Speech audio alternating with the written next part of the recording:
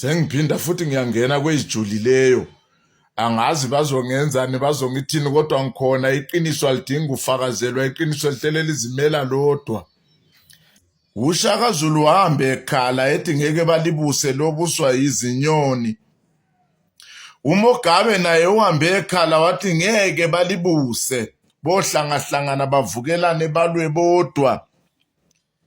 uGaddafi kwelaseLibya uhambe ekhala wathi haya ngeke balibuse.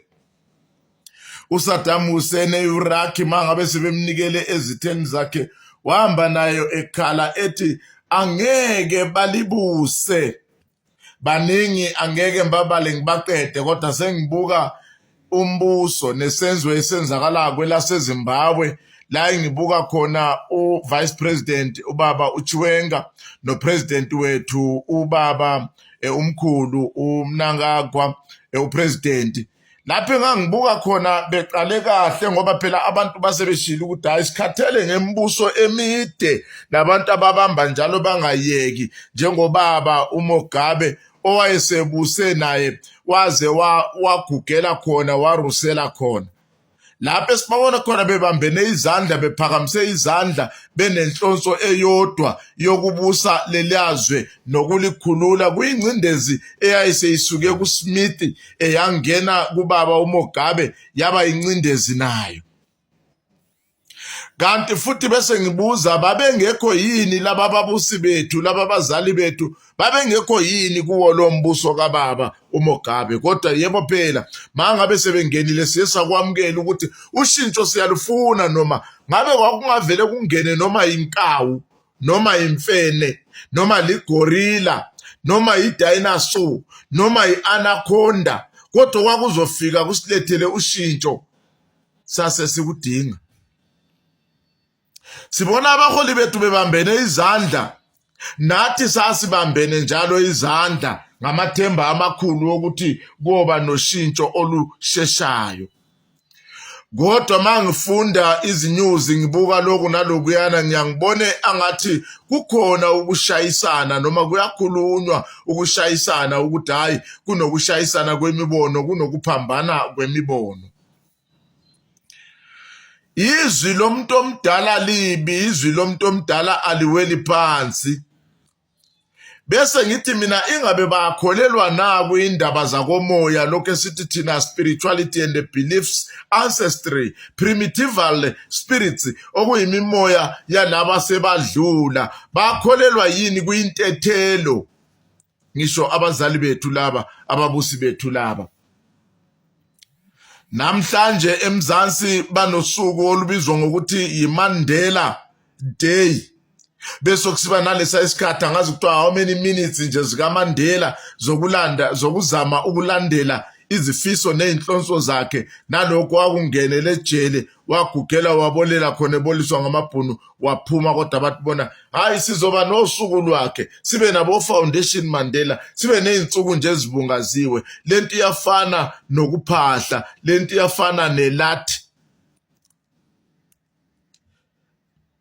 Uyazi ngihlale ngicabange ngithi mina kuyadingeka ngelilanga ababusi babe nama advisors wabo as advisors in presidential systems. Bese bephinda baba nama spiritual advisors ngoba amazwe namazwe anemimoya nama spirit wawo okuzothi abantu bengasalandeli izinto bengahambi ngendlela bengatholanga ukuboniswa badungeke bona bebodwa inhlonso nenjongo yabo naloko ababekusukumele phansi kugcine kungasahambi kahle. Thina singabantu esinandaba noma sibuswa ngumnumzana uChiwenga noma sibuswa ngubaba uMnangagwa noma sibuswa inkawu noma imfene kodwa abantu sifuna isimo esizokwakha silethe ushintsho kubantu ezweni. Masihleli siphila sithi hayi siyabuseka siyawubona umbuso. Uyazi bese ngithanda iZimbabwe nabaholi abafikayo esikhathini esiningi makuza entweni zomhlaba. Umhlaba wanikezwa abantu. uSmith njengayo uMogabe njengayo uGaddafi njengayo uShaka Zulu njengabo bonke abafa bekhala nabo Saddam Nteba fe bekhala emazweni abo. oGaddafi bafe bekhala. uGaddafi mawungambuka awushileyo ayenakho ezweni lakhe kwakuhle kakhulu. Amabhenki ama-interest, abantu bakhe nje mabezoshada amakhaphulu nje anama-benefits nje ubebabhekile abantu bakhe namhla bayakubona bayakhala. Kodwa nje ngikuthande nje ngalaphayana eZimbabwe izwe livumela ukuthi umhlaba ufinyelele kubantu, kuyikuthi nje izwe malishayekile noma libe nabantu abangazange bakwazi ukuphatha kahle nomonakalo omoshe isikhathi eside vele ngeke kulunge one day. Nomonakalo osujike waba iculture yokumosha ngeke ushintshe nje in 1 century, maybe isingadinga lama century adlula kaJesu sewahamba abo over 5,000 years. Umhlaba abantu bayamayina abanezimayini, nginemayini eziwu9 laphayana, 9 claims of gold mining eGwanda mina njengoba nje sikhuluma nje. Yize kubuye kungamayineki ngendaba yokuthi izwe liyabe lishayekile, sokuyi survival of the fittest, sokufanele uthole i-investor kunokuthi uzirayizele wena yakho imali, but at the end of the day noma ungayiraise uthi uyaqala uzobuye uwe, ngoba imithetho eminye iyabe imithetho efavor bona abaphethe. For an example, nginemayini mina, imithetho eminingi bese iyohlala emaphoyiseni, kube namathimba amaphoyisa afonyiwe ngempela ukuthi abheke igolide strictly, abheke ukuthi wena usebenza kanjani. Eminye imithetho igcine isiyenza ama-authorities your partners without having invested even a single cent in your project. But fine, okusalayo siyabonga umhlaba sinikeziwe as compared to uMzansi. Yikho bezwe bethi amabahambe sidinga ama-capital thina nje kuphela zohamba siyomayina. Kodwa ke ngibuyele futhi kubo abaholi, nangu ubaba wethu evelile laphana esithombeni, ngithi mina kuye ake baconsider izinto ezispiritual babonisane, ngoba mabe ngabonisani ngemoya yalaba sebadlula kohlala kuxoveka nje abantu bephambana kuthiwe kwenze njani, kanti ngamadlozi ezwe, imoya yabantu bezwe, yilaba abakhala ngamandla abawafaka ezweni, laba abaphilayo mabesele bathi nathi sayilwa lempi sizokwenza ngentando yethu, kumele sibenefite. Akekho umuntu ozophatha lelizwe ongazange waphatha isibhamu, ongazange wangena empini. Sayilwa impi bazali, impi sayilwa ngamapapa wethu esasiwaphakela abantu ababephethe izibhamu esigangeni, bengena emakhaya afike angaceli inkukhu akukhomba ukuthi hlaba lela iqude naleya nkukhu, hlaba leya mbuzi ayihlinzwe manje, sifuna ukudla silwela nina, siyahamba siyaphuthuma. Sayilwa impi, iliwe kanjalo impi amazwe namazwe, kodwa imoya ama-spirit amazwe ngamazwe njengamanje aphazamisekile, kudingeka ushwele. We need to plead for clemency with the spirits of the countries, of the soils. Otherwise, beside that, uzoyibona inhlekelele ezoyehlela abaholi. Ngiyakhuluma ngiyamemeza, abanye batufuna udumo. Yebo kulungile, ngizoluthola lolo dumo mase niyibona lento le ngikhuluma ngayo. Madoda abazalwane, ngithe uSmith izwe kwakungesilone lakhe lwamlungu, kodwa ufe ekhala ngalo. Unkomo walwa naye elwela izwe leliyana, kodwa ufe ekhala. Ma ungabuka inkulumo zakhe zonke sinawo manje, ngithi sokwaba nabo internet, uyavela naye ekhuluma ebeka izimvo zakhe nokuphatheka kwakhe nalawo kwaphazamiseka khona. Abaholi abaningi abeqophelo eliphezulu nekhethelo nokukhethwa ukuba babuse bafika bathwisteke, bathi twistwe, bafe bekhala, bese uzozwa kukhulunywa ngabo kahle uma sebafa kuphela. Uma siphila singabantu bomhlabathi ezweni laseZimbabwe, asinandaba sobuswa ngubaba uMnanangwa, sobuswa ngubaba uShiwenga, siyobuswa yimfene, asinandaba. Bese kuzongena abantu nje abafane singabazi abayizidudla ose weaknell, uthola umuntu enemali yonke ongakazi uyibone. Izwe lihlupheke kangaka, abantu behlupheke kangaka, uyithatha phi imali lomlisa abathi nguse Wikinel Chibawu? Labo bantu bangavele babe nemali bajika babe ngama Oppenheimer, bacontroller ba-capture i-government, bajika babe ngabo Elon Musk asebe capture abo Trump emeli, bajika babe ngabo Rupert nalenye ifamily ngiyayikhohlwa igama layo, nisazoyichecka leyo Mandela ade ephuma ejele wahlaliswa khona laphana eyabelungu, abasebenzisa izimali ukubamba umbuso ukuze imibuso ihambe ngendlela zabo. Kuyimimoya leya, kanti futhi abayekeli ukuze affiliate noma ukuba ngamalungu enhlangano thizeni ze spirituality and secrecy and secret spiritual world ebanikeza amandla ukuqhubeka benza kanjalo. Uzothi mangabe ulalele uzwe sekuthiwa kunomuntu eZimbabwe unikeza abantu imoto abathengele ukuthi angizange ngizwe ndoda Chibawu kuthiwa sewuhambela abantu abahluphekayo njengathi wahamba wabanikeza lezo zimali. Uzozwakala uhambe wanikeza umfundisi thizeni imoto, vele unezimali zakhe. Laba abampofu abahluphekayo awubazi na? Uzozwakala kuthiwa unikeze uPeter Ndlovu wayedlala ibhola, umdlali wethu omkhulu unsuku zonke we-Highlanders wadlala iCoventry, imoto. Unazo imoto vele uPeter Ndlovu, unama-positions laphana ko-Sundowns. You have done well elifini. Awubazi yini abampofu abahluphekile? Awekho ama-charity organizations lapho ongafaka kuyo imali mfowethu? Azikho izalukazi lapho ongafika ushiye khona impuphu ama-50 kg njoba eMzansi Afrika siyasizwe banemholo yama old pension fund. I won't call it salaries, I don't have the special word name for it. Azikho izalukazi lapho ama-old age home namakhehla, iy'ntandane azikho. Bese ngibuya ngizibuza mangabe sokwenzeka izinto ezinjena masibuka abantu abafana nani bo Wikinel Chibawu ukuthi lezi mali lezi namba ninikela ngazo nizama ukuvala izono zenu nithole umusa kumvela inqangi, umvela iqala uNkulunkulu umwari onjelele noma uNkulunkulu loyo ke ogeneralizwayo owaziwa umuntu wonke. Nizama ukwenzani?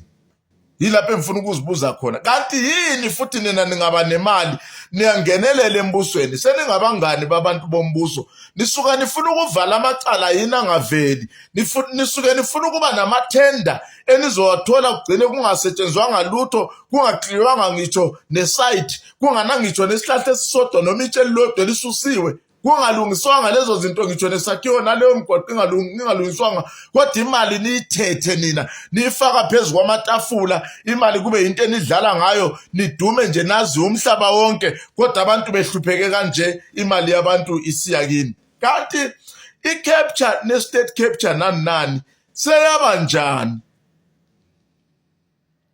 Lento ngithi igcwele umhlaba wonke.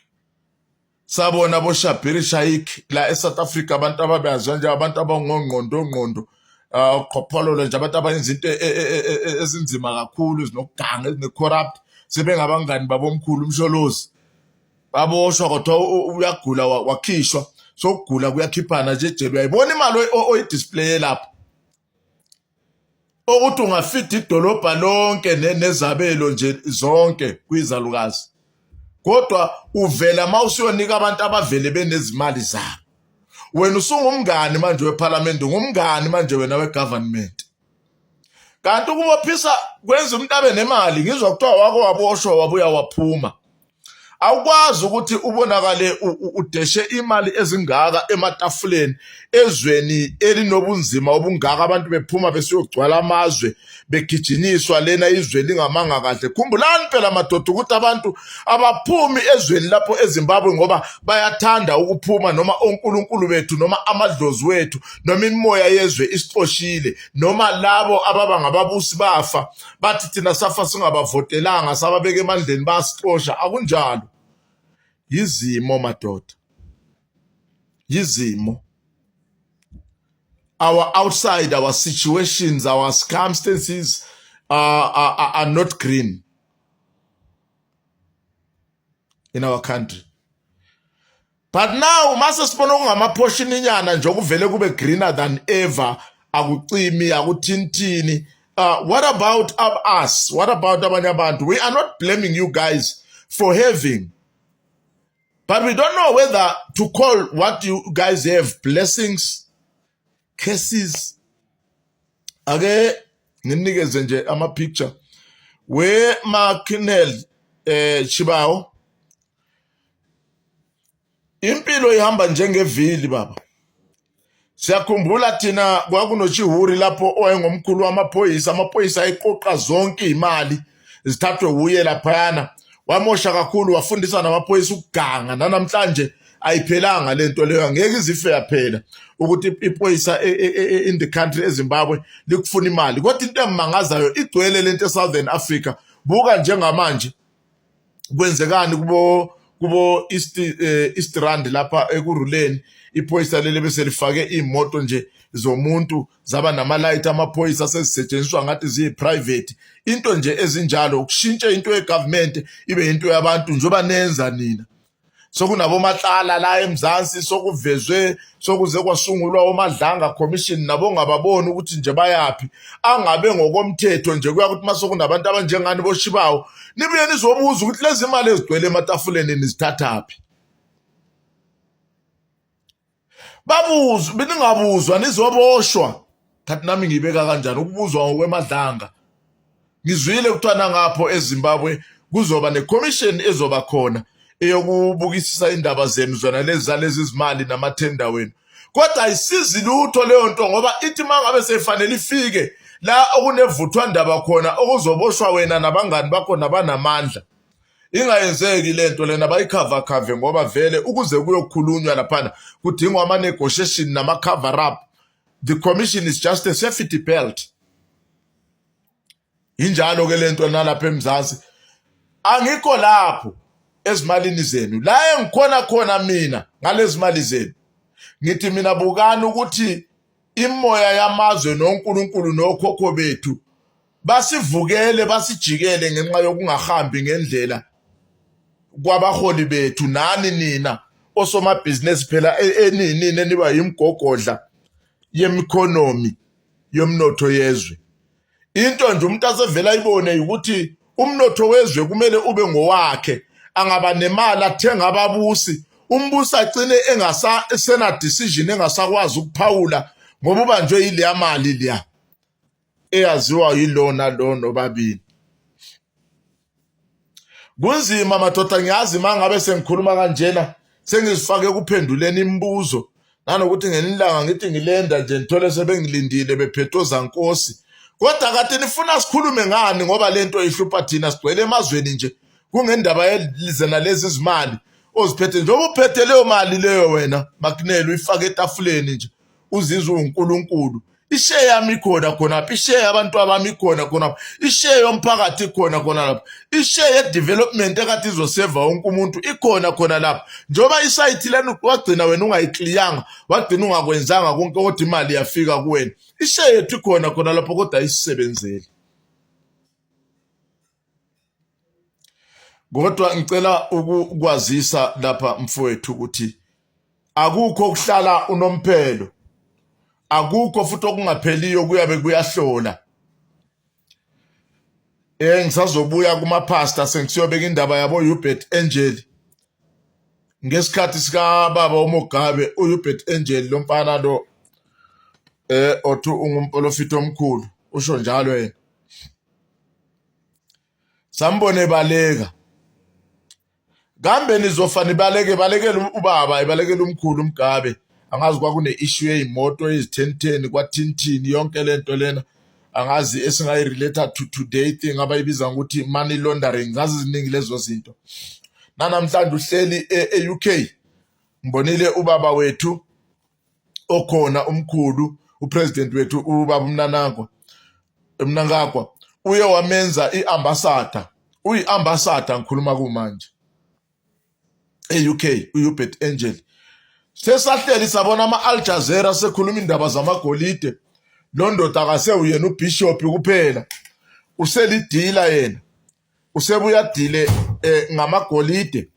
aphuma ezweni kodwa lokho engeke ngikufakazise angazi kodwa ngithi akusilona icala ukuthi ngakubona ezinyuzini kaningi futhi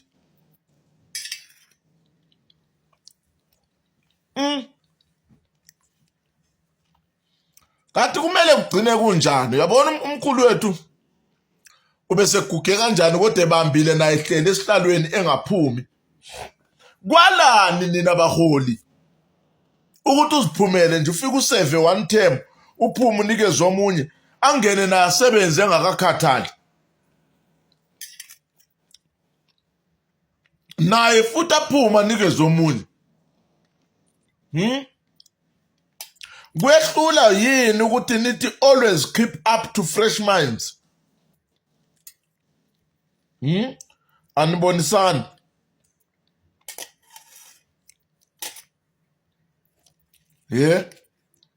uyabona madoda kunzima kodwa kulula kuyikuthi nje eminye imiqondo nabanye abantu imibono yabo noma ungazubeke ngokwakho umbono uzufe wathathwa ubani wena kodwa manje guga nje nibe nje nife nifungela abanye abazobusa ukuthi hayi angeke kuhambe kahle kini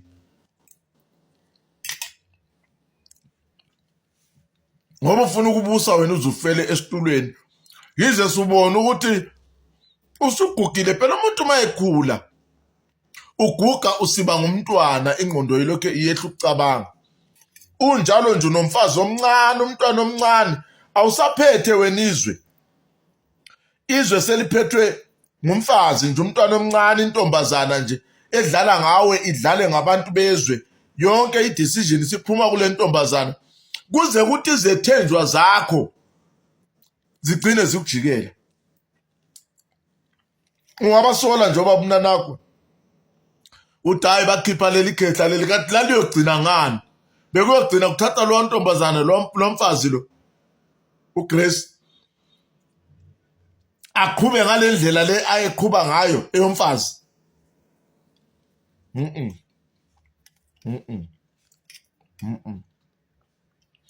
kodwa into engimangazayo ukuthi noma kushintsha kungalungi kugcine kufane kuphinde kube worse kanti manje okuyikho kuzogcina kuyikho nokulungileyo kuyini vukani phela boMugabe vukani bonkomo vukani lalele khona nibusise laba ababusayo ngokuthi nibanikeze amandla ukuthi izinto zishintshe zibe right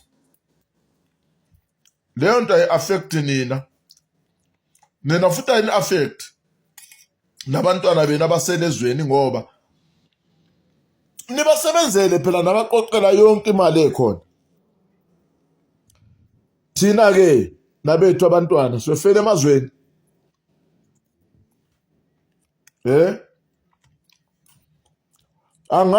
angazi bantu bomhlaba nomhlaba nina nizibona kanjani lezi zinto siyakhuluma phela thina manje amazwe aqalekisiwe imibuso iqalekisiwe ungaze uye eBhayibhelini uzozithola iziqalekiso zabaqalekiswa ngaleyo mnyaka nangalezo zikhathi zokuphila kwabo uNebukadnezar uthiwa wafa senezipho ezinde njengezenyamazana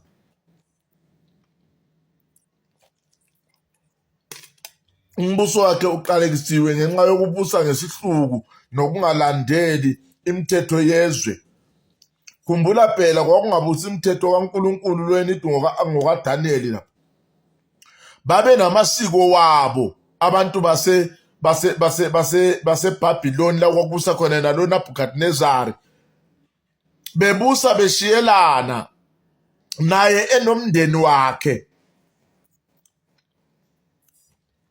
kodwa uNkulunkulu eseyiphikile indaba yakho kwamndeni wakho uzobhayiseka bengizwa kuthiwa lo mfana kaMugabe baba uPresident Robert Mugabe uboshiwe utholakale nama-drugs siyasifunda phela inews akusithi esibhalayo ngeke umbeke inkinga yokukhuluma into ebhaliwe hamba obuza lawo ma-journalist lawo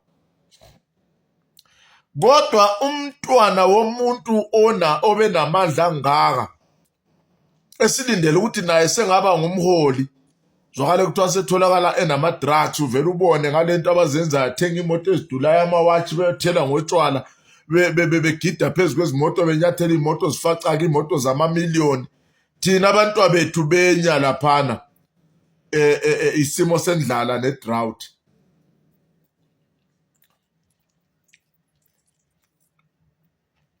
Angikho kupolitiki njalo ningangizwa kabi, kodwa phela akekho umuntu ongekho kupolitiki ngoba isimo nesimo sezwe nemiphumela yani nani yabaholi i-affecta thina nabantwana bethu.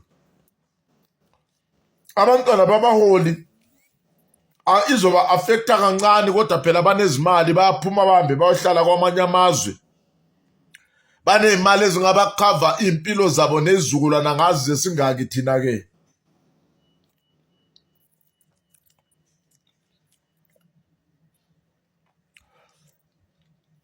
Angikho epolitikini, ngilokho ngikwi-spiritual, ngikhala ngemoya yabazabalaza. Ngithi nini nazabalaza ngizwe izitori zaseTanzania ngithi bapho Julius Nyerere nama-spirits wabo kulokho esikuzwayo ukuthi balwa ngamandla, basebenza kanzima bezikhandla ukuze amazwe aphile, kodwa uzozwa sokunama-massacre abantu ababulalayo ukuze bangene emandleni. OMugabe balele nje bavele balala nje bafa bathi nya bashiya beqalekisa ababusa bakhona, ngabe ubusisa ababusa abazayo kanti uyabulwa ukuthi uhlale kuze kuthini.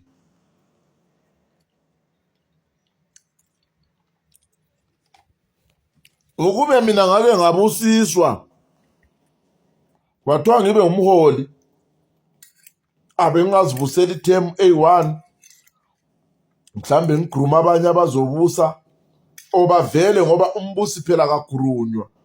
Umbusi uyakhethwa, ekhethwa imoya yomhlaba, ekhethwa umoya yezwe lelo enabe niphila kulo.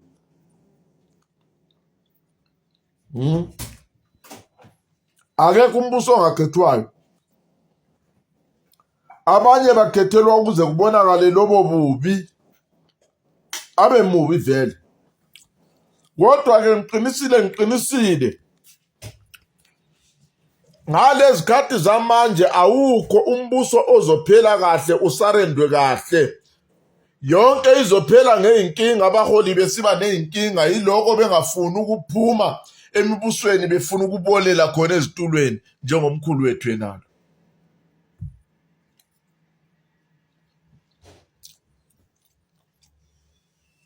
Kunzima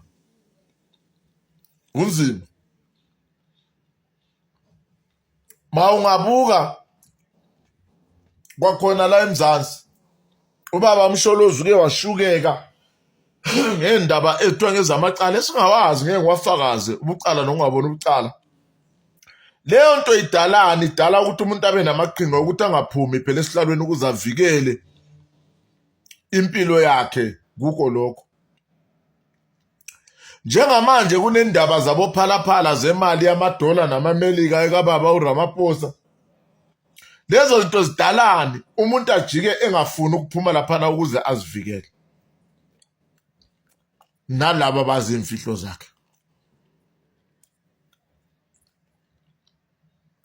Ileyo nto leyo eyenza uMugabe.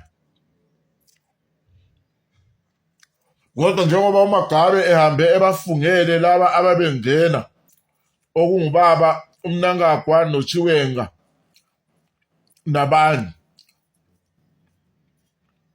mina mbe ngabona ukuthi isifungo zibe zingezani baba mkhulu wami, ngoba kuningi okuseceleni okwenzile. Akekho umuntu okufaka ejele, ngitsho nokufa kwabantu kukhona, kodwa awuzange wandiswa amajele njengabo baba uZuma ngapha nabanye abathe uma bephuma bangeniswa amakhoti. Sizwe ekaJoseph Kabila waseCongo okuthiwa ugwetshwe ulife.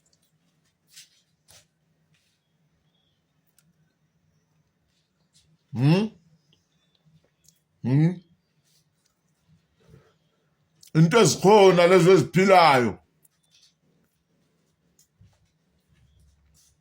angeke nibuse forever.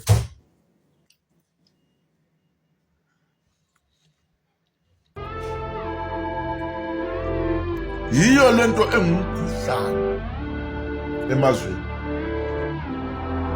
Kodwa singayikhuluma nje njengoba ngiyakhuluma, ngiyakhamisa, ngiyamemeza, kodwa ekugcineni kosuku ngizoyilungisa ngani ngoba nonke anifuni ukuphuma. uGaddafi naye waseLibya sithe